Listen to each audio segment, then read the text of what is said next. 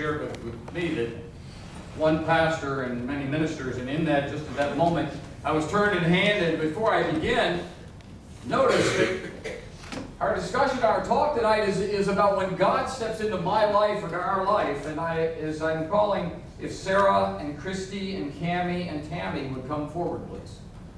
And share with you that these are just some of the many ministers that folks wanted to recognize for this evening. And Sarah and Christy and Cammie and Tammy, actually sisters, right? Are part of our children's ministry team, and the church wanted to recognize you. And what a better way to start out my discussion about what you do when God steps into your life. These folks have acknowledged God stepped into their life, and now they're ministering to kids. Thanks.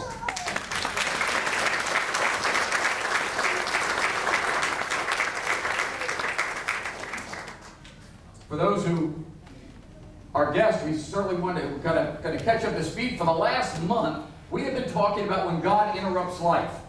And tonight, it's when God steps into your life. When He steps in. And I know some of you are already saying, you're already sitting back and saying, I'm here on Christmas Eve. I'm a C&E. That's what you get. That's the way it is. And you know what? That's wonderful at this point. I think that's great. But some of it is because you don't realize God has stepped into your life. You have drunk the Kool-Aid, bought the package, whatever it is that the world has said. You don't get God to step into your life. Only certain people get God to step into their life, and that just isn't true. In the last 4 weeks, we started with an old woman named Elizabeth who had a baby named John who became the Baptist. We then met a young woman named Mary who was engaged and thought she was going on for the greatest time of her life and one day would have children. Just not that day. But she was pregnant by the Holy Spirit. And Joseph, who was going to be a dad and teach him to do all the carpenter stuff that he taught him to do anyway, but he thought it was going to be his actual son, not the son of the Holy Spirit. What did these three individuals do when God stepped into their life? Different things than what they thought. And they all followed. But then tonight, what we have is that Jesus, as we brought the symbol of the Christ child up into the manger, Jesus steps into our life tonight as an infant. And yet we already know the end of the story, and we know He doesn't stay that way, and we know what happens. The message for tonight is, what do we do when God steps into our life? And when it happens, do we even recognize it? I mean, what did Jesus do? What did Jesus do as He grew as a child? You go, well, Jesus, God, Holy Spirit, they're all the same. Yes, they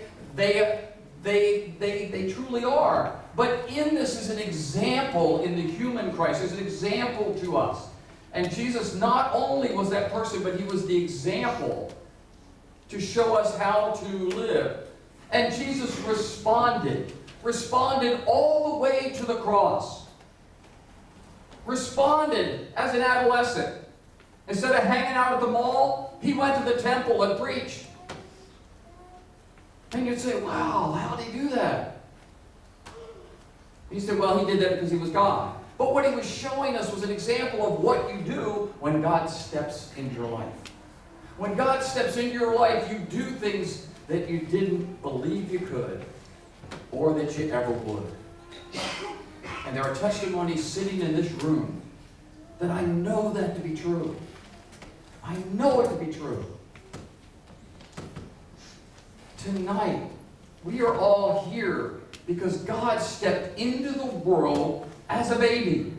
And it created a season of commercialism of all kinds of stuff that we tie into and maybe we separate from, and we just maybe lose sight of some of what the real God story is. But in reality, it changed everything. That's what God does when He steps into the world. That's what He does when He steps into your life. He will take you from an agnostic. He will take you from an atheist. He will take you from a doubter. He'll take you from wherever you are and change your life. As He changed the life of Elizabeth, as He changed the life of Mary, of Joseph, and of the shepherds.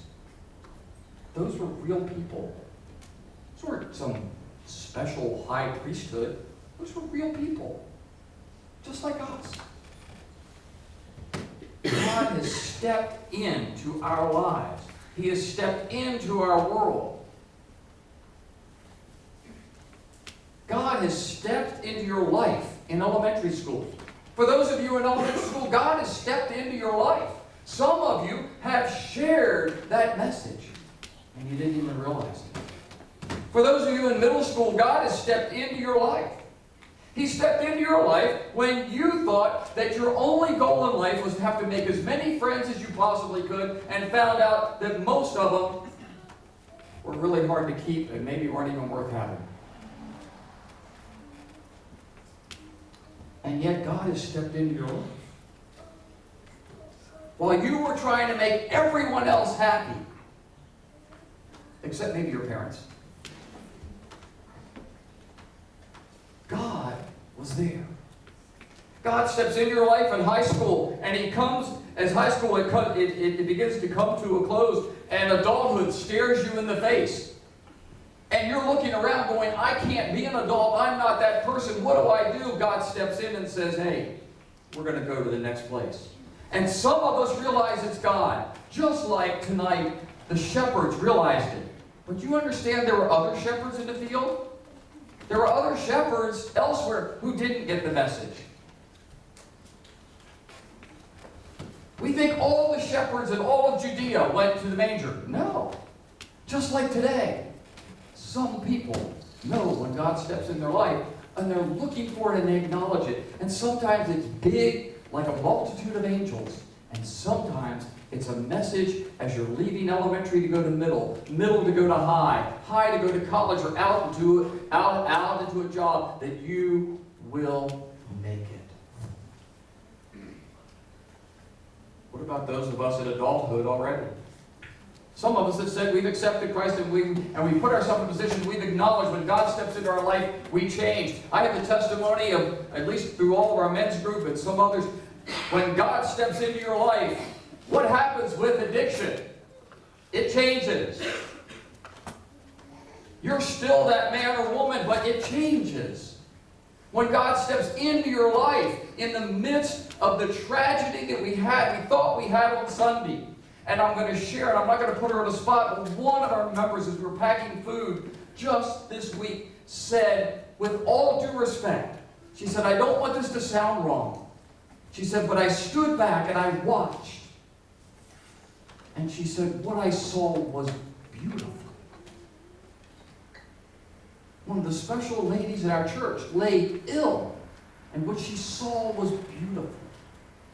Because what she saw was not only her church family there, but her family. She saw people pray. No one panicked. Everyone was there. And she said it was just amazing. That doesn't happen, folks, on its own. God stepped into our lives Sunday. God has stepped into your life tonight. From the very beginning, God interacted with Adam and Eve. Our God doesn't sit up on a mountain like Zeus. Adam and Eve had an interaction with God. They walked in the garden. They talked with Him. He came out to find me and said, where are you? Like, I miss you. When Mary was told by the angel that she would bear a son, and his name would be Emmanuel. To this church, that really becomes special. That's part of our name here.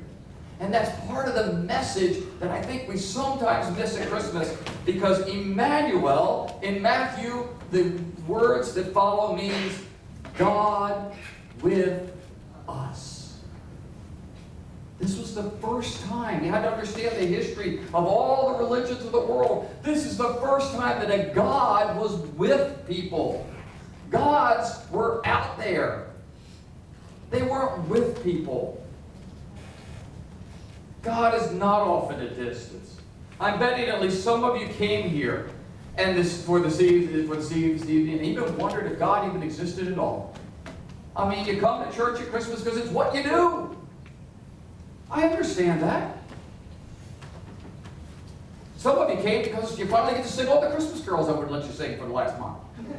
I'm actually pretty good about doing that now. Come on. But tonight, you see him in a manger, but in your life, he is Emmanuel. He is with you, whether it's taking a test in social studies class, or whether it's working at your job, or whether it's surviving the challenges of being 90.